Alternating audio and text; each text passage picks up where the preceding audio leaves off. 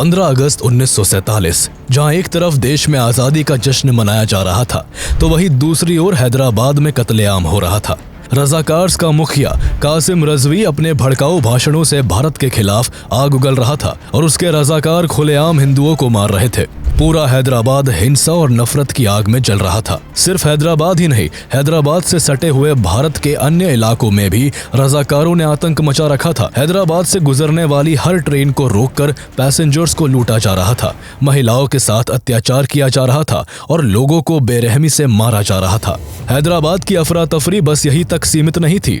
हैदराबाद के निजाम मीर उस्मान अली खान हैदराबाद को एक अलग मुल्क बनाने की जिद पर इस कदर अड़े हुए थे कि उन्होंने भारत से लड़ने के लिए पाकिस्तान और कई विदेशी देशों से हथियारों को इंपोर्ट करवाना शुरू कर दिया था। हैदराबाद के हिंदू इस दौरान सबसे ज्यादा सफर कर रहे थे। हिंदू मेजॉरिटी में होने के बावजूद भी निजाम और रज़ाकारों के जुल्मों को सहने के लिए मजबूर थे।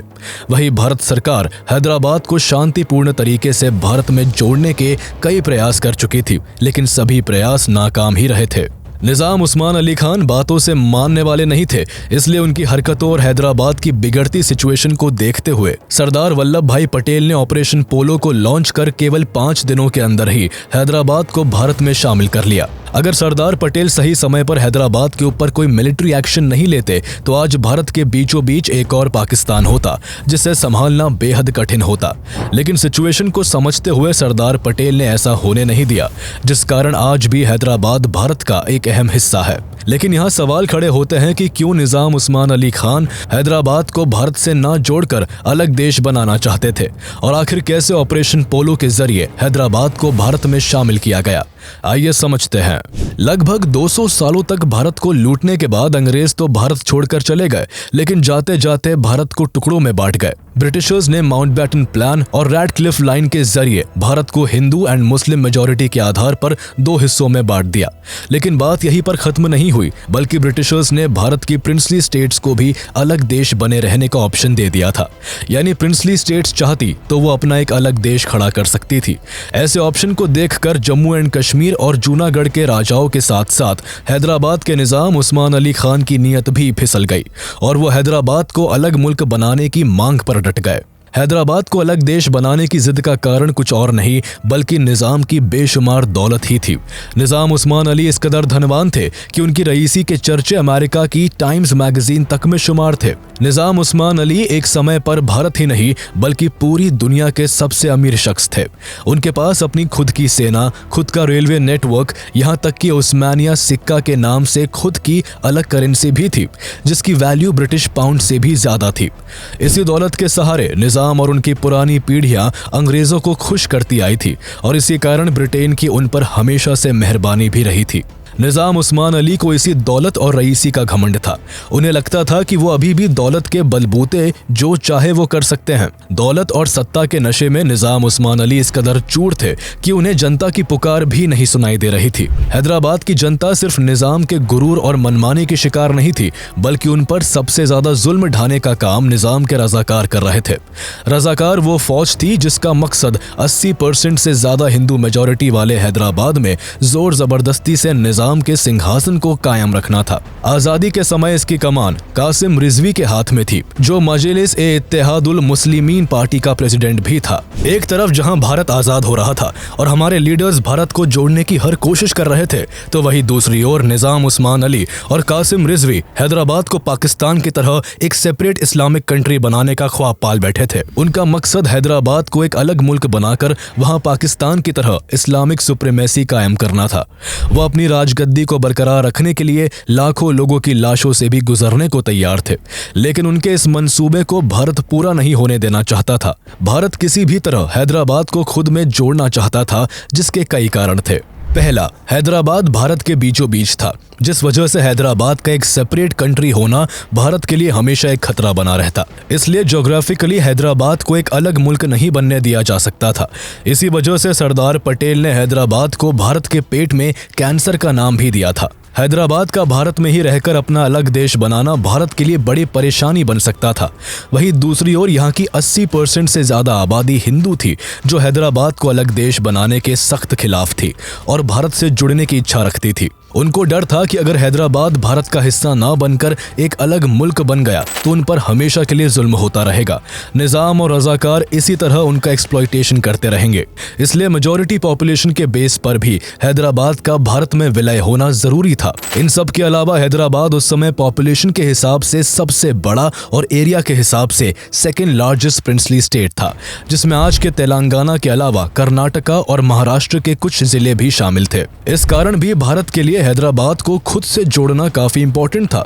लेकिन लाख चाहने के बावजूद भारत के लिए यह इंटीग्रेशन इतना आसान नहीं होने वाला था। 15 अगस्त 1947 आते आते भारत तो आजाद हो गया, लेकिन हैदराबाद के लोग इस आजादी को महसूस नहीं कर पाए। वो अभी भी निजाम उस्मान अली और रजाकारों की सत्ता में कैदियों की तरह जीवन जी रहे थे।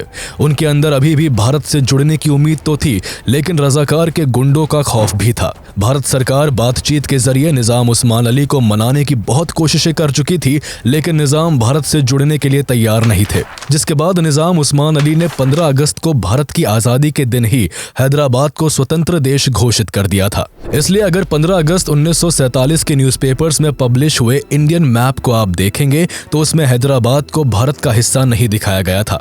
इस कारण भारत सरकार और हैदराबाद के निजाम के बीच कॉन्फ्लिक्ट की सिचुएशन क्रिएट हो गई थी। इसी तनातनी और टकराव को देखते हुए 29 नवंबर 1947 को गवर्नर जनरल लॉर्ड माउंटबेटन ने हैदराबाद के निजाम और भारत सरकार के बीच स्टैंड स्टिल एग्रीमेंट साइन करवा दिया था, जिसकी ड्यूरेशन 1 साल की रखी गई थी। इस स्टैंड स्टिल एग्रीमेंट के तहत यह तय किया गया था कि हैदराबाद के डोमेस्टिक मामलों पर निजाम उस्मान अली का नियंत्रण होगा और वही हैदराबाद के फॉरेन, डिफेंस एंड कम्युनिकेशन से जुड़े हुए मामले भारत के कंट्रोल में होंगे।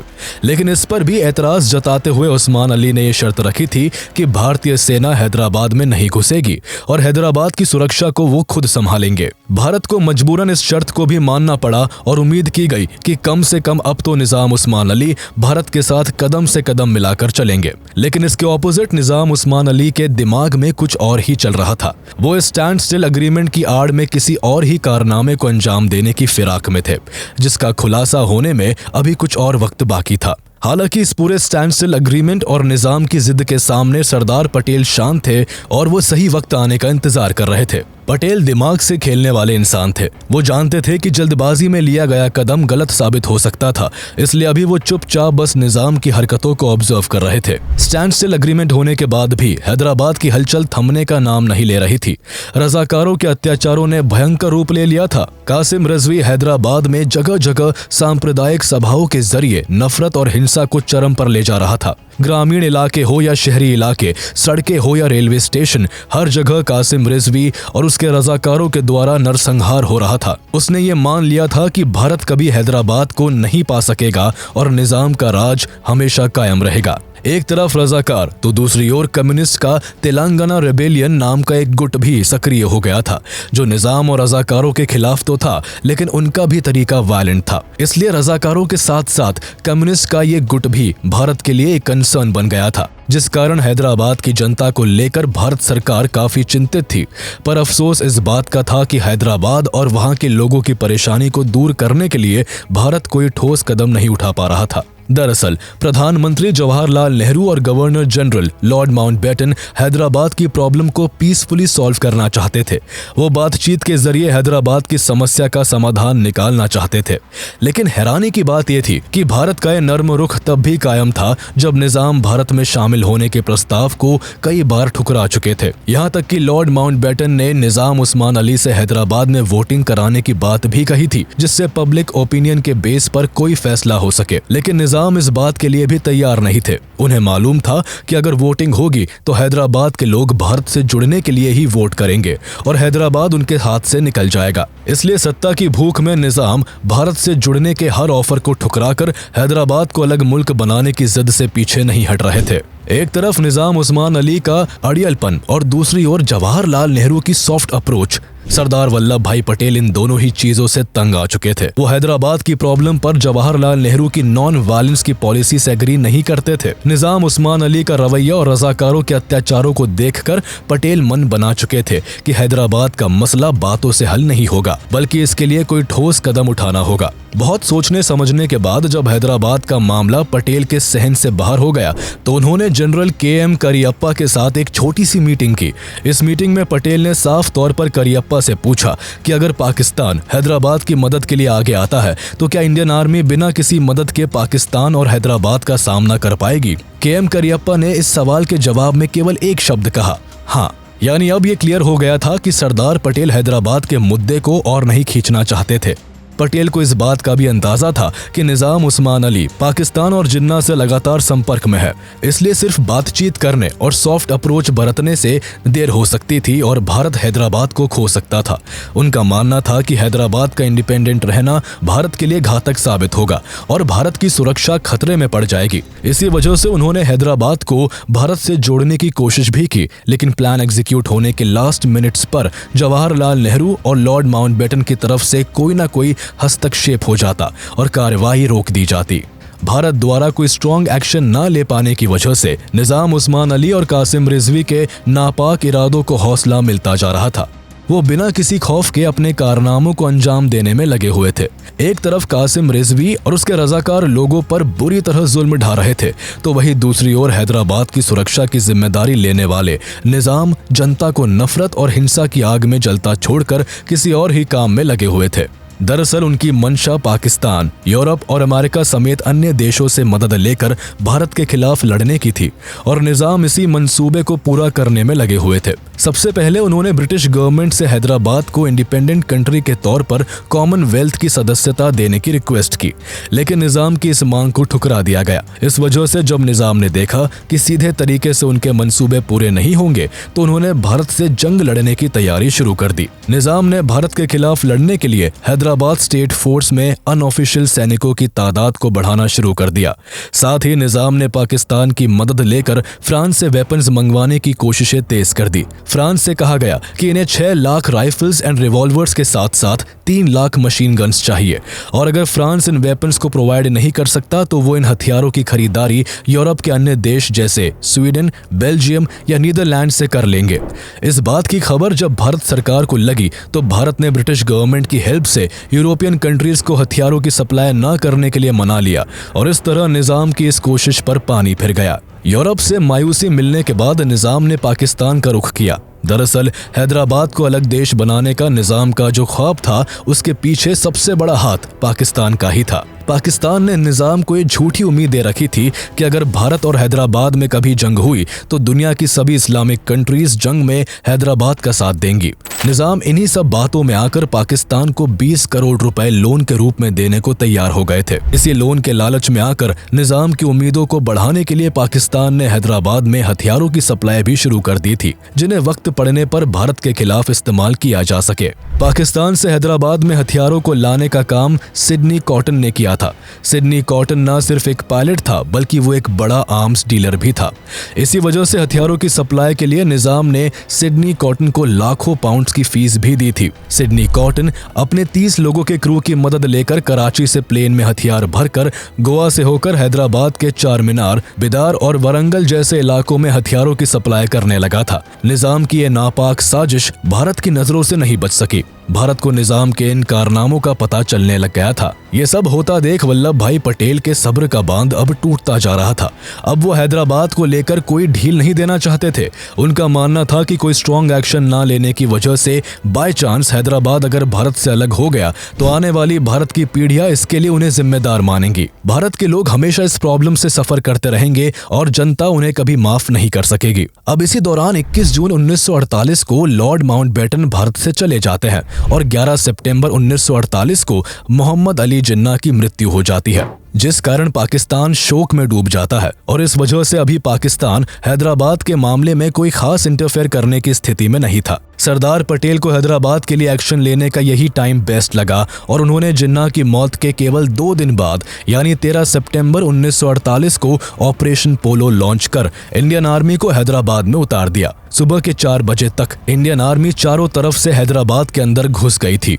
सरदार वल्लभ भाई पटेल ने यहाँ डिप्लोमेसी से काम लेते हुए ऑपरेशन पोलो को मिलिट्री एक्शन की जगह पुलिस एक्शन का नाम दिया, जिस कारण यूएन या ब्रिटेन भारत के इस ऑपरेशन में दखल अंदाजी ना दे सके और भारत हैदराबाद को जोड़ने में कामयाब हो सके। लेकिन इस तरह के मिलिट्री एक्शन लेने से जवाहरलाल नेहरू काफी चिंतित थे। उन्हें डर था कि भारत के इस एक्शन से पाकिस्तान भारत पर हमला कर सकता था। पर सरदार पटेल अब और शांत नहीं बैठना चाहते थे। वो किसी भी तरह हैदराबाद को निजाम और रजाकारों की चंगुल से छुड़ाना चाहते थे। अब चाहे इसके लिए उन्हें पाकिस्तान से ही क्यों ना लड़ना पड़े, वो इसके लिए भी तैयार थे। भारतीय सेना के 36,000 सैनिकों को इस ऑपरेशन को अंजाम देने के लिए भेजा गया था, जो हैदराबाद के अलग अलग दिशाओं से घुसकर मोर्चा संभालने के लिए कई टुकड़ियों में बट गए, जिसमें मुख्य तौर पर वेस्ट में सोलापुर से मेजर जनरल JN चौधरी की अगुवाई में सेना हैदराबाद में दाखिल हुई, तो वही ईस्ट में विजयवाड़ा की तरफ से मेजर जनरल अजीत रुद्र ने सेना की कमान संभाली। इसके अलावा छोटी छोटी टुकड़ियों में सेना ने बाकी हिस्सों से भी हैदराबाद का घेराव कर लिया। सेना का पहला हमला सोलापुर सिकंदराबाद हाईवे पर नलदुर्ग फोर्ट में हुआ, जहां निजाम की सेना और रजाकारों को रौंदते हुए आर्मी सिर्फ कुछ घंटों में ही हैदराबाद की सीमा से 61 किलोमीटर अंदर तक दाखिल हो गई। वहीं विजयवाड़ा और अन्य हिस्सों से घुसने वाली टुकड़ियों ने भी खासी बढ़त बना ली थी। भारत के ट्रेंड सोल्जर्स के सामने किसी भी मोर्चे पर न तो निजाम की स्टेट फोर्स टिक पा रही थी और न ही कासिम रिजवी के रजाकार। निजाम के लगभग 2 लाख रजाकार और 24,000 स्टेट फोर्स भारत के सिर्फ 36,000 सोल्जर्स के आगे कमजोर और बेबस पड़ गए थे। भारतीय सेना के आगे रजाकार और निजाम की फौज ने घुटने टेक दिए। जैसे ही हैदराबाद में भारत के इस एक्शन की खबर पाकिस्तान पहुंची, तो पाकिस्तान के प्राइम मिनिस्टर लियाकत अली की बेचैनी 7वें आसमान पर पहुंच गई। उन्होंने तुरंत डिफेंस काउंसिल की बैठक अरेंज की और अपने मिलिट्री ऑफिसर्स से भारत पर हमला करने के बारे में पूछा। लेकिन इस पर पाकिस्तान के मिलिट्री ऑफिसर्स ने लियाकत अली से भारत पर अटैक के लिए साफ इनकार कर दिया। उनका मानना था कि अभी पाकिस्तान भारत से लड़ने की स्थिति में नहीं है, जिस कारण चाहकर भी पाकिस्तान हैदराबाद के मैटर में कोई हस्तक्षेप नहीं कर पाया। केवल 5 दिनों के अंदर ही इंडियन आर्मी ने पूरे हैदराबाद में अपनी पकड़ बना ली और निजाम उस्मान अली के पैलेस को घेर लिया। हैदराबाद को अलग इस्लामिक कंट्री बनाने का ख्वाब निजाम को अब टूटता हुआ दिख रहा था। पाकिस्तान से कोई मदद ना मिल पाने के बाद निजाम अब UN से इंटरवीन करने की रिक्वेस्ट करता रहा, लेकिन उसे वहां निराशा और हार के सिवा कुछ हाथ नहीं लगा। कहीं से भी कोई उम्मीद नजर न आती देख 17 सितंबर को निजाम ने अपनी हार स्वीकार कर ली। इसी के साथ ऑपरेशन पोलो के सफल परिणाम की वजह से 17 सितंबर 1948 के दिन हैदराबाद भारत का अभिन्न हिस्सा हो गया। इसी कारण हर साल 17 सितंबर के दिन को हैदराबाद लिबरेशन डे के तौर पर मनाया जाता है। वैसे आपको जानकर हैरानी होगी कि इस ऑपरेशन का नाम ऑपरेशन पोलो भी निजाम को उसकी सही जगह दिखाने के लिए रखा गया था। दरअसल इस ऑपरेशन के समय पूरी दुनिया में हैदराबाद में सबसे ज्यादा पूरे 17 पोलो के मैदान थे, जो निजाम की शान और शौकत में 4 चांद लगाते थे। इस ऑपरेशन में 1300 से ज्यादा रजाकार और 800 से ज्यादा हैदराबाद स्टेट फोर्स के सैनिक मारे गए। वहीं इस ऑपरेशन में 66 भारतीय सैनिक भी शहीद हो गए। जनता पर बुरी तरह जुल्म ढाने वाले कासिम रिजवी और उसके लगभग 18,000 रजाकार सलाखों के पीछे भेज दिए गए। 9 साल तक अपनी सजा काटने के बाद कासिम रिजवी को 1957 में रिहा किया गया और 48 घंटे के अंदर ही उसे भारत छोड़ने का अल्टीमेटम दिया गया। ऐसे वक्त में पाकिस्तान ने कासिम रिजवी को अपने देश में शरण दी, जिसके बाद कासिम हमेशा के लिए पाकिस्तान चला गया। हालांकि पाकिस्तान जाने से पहले अपनी पार्टी MIM को मौलाना अब्दुल वाहिद ओवैसी को सौंप गया। आज आप इसी पार्टी को ऑल इंडिया मजलिस-ए-इत्तेहादुल मुस्लिमीन AIMIM के नाम से जानते हैं, जिसके हेड असाउद्दीन ओवैसी है।